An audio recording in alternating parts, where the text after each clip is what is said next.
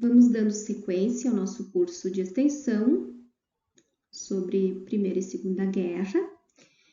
E hoje eu falarei sobre a trajetória de Stalin, ele que foi um dos grandes líderes revolucionários no contexto do tema da Primeira e Segunda Guerra. E quem foi Stalin? Joseph Vissarionovich Djugashvili, nome de nascimento de Stalin, nasceu no dia 18 de dezembro de 1878, na cidade de Gori, localizada na atual Geórgia, país da região do Cáucaso e uma das 15 nações que formaram a União Soviética. Seus pais chamavam-se Vissarion Djugashvili e Ekaterina Georgievna Jadze, sua mãe. Confesso que é um pouco complicado pronunciar esses sobrenomes russos. Stalin foi o único filho de Vissarion e Ekaterina a sobreviver à infância e cresceu em um ambiente familiar problemático. Vissarion era um sapateiro e frequentemente batia em sua esposa e no filho. Seu pai e sua mãe nunca se entenderam a respeito do ofício de Stalin, com seu pai desejando que ele se tornasse sapateiro e sua mãe que seguisse a carreira religiosa. A violência do marido e o desentendimento quanto ao futuro do filho fizeram com que os pais de Stalin separassem-se. Aos 17 anos, ele ingressou em um seminário teológico em Tiflis, atual Tbilisi, capital da Geórgia. Na infância era chamado de Soso e na juventude Koba, por influência de um escritor georgiano. Os biógrafos de Stalin contam que ele era um jovem de personalidade forte e rebelde. Desde então se declarava ateu, apesar de ter estudado em uma escola religiosa. Teve contato com os ideais marxistas quando aderiu a uma organização secreta que defendia a independência da Geórgia, chamada Mesamedazi, terceiro grupo. O contato de Stalin com outros socialistas converteu-lhe ao marxismo e transformou-lhe em um revolucionário. Ainda morando em Tiflis, ele conseguiu emprego no Observatório de Meteorologia da cidade e envolveu-se com o Partido Operário Social Democrata Russo, que desejava derrubar a monarquia czarista na Rússia. Seu trabalho no interior desse partido fez com que a polícia secreta do Império Russo passasse a persegui-lo. Tempos depois, ele foi eleito para o comitê do Partido Social Democrata, do qual fazia parte. Mas, como era procurado pela polícia, foi preso e enviado para o exílio na Sibéria em 1902, fugindo dele pouco tempo depois. Essa atitude repetiu ao longo de sua vida, pelo fato de ele ter sido preso por várias vezes. Enquanto estava no exílio, o partido de Stalin rachou-se em dois grupos, bolcheviques e mencheviques. Stalin ficou ao lado dos bolcheviques, grupo que tinha ideais mais radicais acerca do futuro da Rússia. Durante a Revolução de 1905, ele esteve envolvido com uma organização dos camponeses e depois disso com uma série de atividades ilegais, como assaltos a bancos. Os roubos eram realizados para financiar o movimento revolucionário dos bolcheviques. Nesse período, Stalin foi preso e enviado para o exílio na Sibéria diversas vezes e em todas elas ele fugia e retornava para a atividade revolucionária. Um ponto importante em sua trajetória revolucionária foi ter conhecido Vladimir Lenin, em dezembro de 1905, durante uma conferência de bolcheviques organizada na Finlândia. Entre 1905 e 1917, as ações revolucionárias de Stalin fizeram com que ele ganhasse importância no interior do partido. Em 1912, enquanto estava no exílio, foi convidado a participar do Comitê Central dos Bolcheviques e assumiu o posto de editor de um jornal revolucionário chamado Pravda. Foi como editor do Pravda que ele passou a utilizar Stalin como pseudônimo. O termo em russo significa feito de aço, e essa passou a ser a sua designação para o resto de sua vida. Entre 1913 e 1917, manteve-se no exílio e em 1914, quando a Primeira Guerra estourou, foi dispensado do serviço militar. Em fevereiro de 1917, a monarquia russa foi destituída do poder pelos mencheviques e então formou-se o governo provisório. Em março, Stalin mudou-se para Petrogrado e lá voltou a tomar parte de ações revolucionárias dos bolcheviques. Continuou à frente do Pravda e ajudou nas ações revolucionárias que fizeram com que os bolcheviques tomassem o poder da Rússia em outubro de 1917.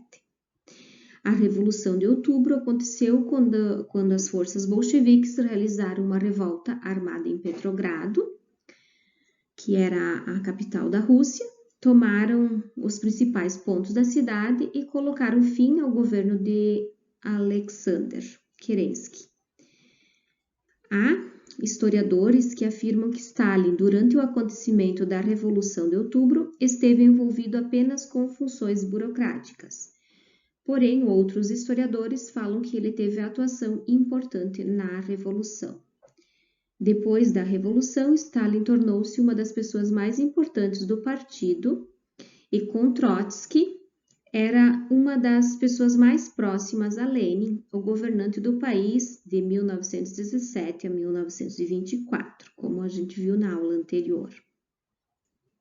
Ele atuou como comissário das nacionalidades de 1918 a 1922 e combateu diretamente em atividades contra-revolucionárias durante a Guerra Civil Russa. A partir de 1922, Stalin foi nomeado secretário-geral do Partido Comunista da União Soviética. Em exercício desse cargo, ele conquistou grande prestígio, sobretudo no interior do partido.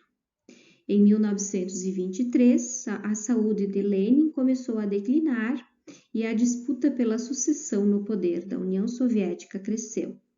Stalin disputou a sucessão no poder russo com figuras como Trotsky, Zinoviev e Kamenev. Mas, como tinha muito prestígio no interior do partido, que os três citados, impôs-se e consolidou-se no governo quando os três foram expulsos do Partido Comunista da União Soviética, em 1927. O prestígio de Stalin deu-se, sobretudo, pela atuação como burocrata, que lhe garantiu apoio suficiente dentro do partido. Ele percebeu que esse apoio era muito mais importante que o popular para sua ascensão política. Como governante, Stalin impôs um regime de terror na União Soviética. Por meio do totalitarismo, promoveu reformas radicais e perseguiu opositores e minorias étnicas, o que causou a morte de milhões de pessoas. Estima-se que de 10 a 20 milhões. No governo soviético, ele perseguiu minorias étnicas como os poloneses e ucranianos e promoveu uma guerra de classes, perseguindo as classes ricas do país. Além disso, promoveu uma industrialização em larga escala da União Soviética e realizou reformas na agricultura que custaram a morte de milhões de pessoas. A coletivização da agricultura levou à criação de fazendas coletivas surgidas da apropriação da propriedade privada. Ele apropriou-se das propriedades privadas, então. As mudanças na agricultura soviética causaram a morte de milhões de pessoas de fome. Também houve os expurgos ao longo das quase 3 décadas do regime, principalmente entre 1937 e 1938. Os expurgos demonstravam a pouca afeição de Stalin pela discordância. Todos os grupos entendidos como opositores ou como uma ameaça ao seu poder ditatorial foram perseguidos e eliminados. Aqueles que eram perseguidos poderiam ser enviados para campos de trabalho forçado ou então ser sumariamente fuzilados.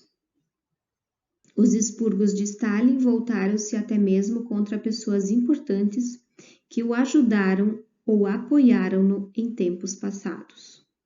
Um exemplo é Jean Stein, filósofo contratado para ser seu tutor particular e ensiná-lo lições básicas na dialética hegeliana entre 1925 e 1928.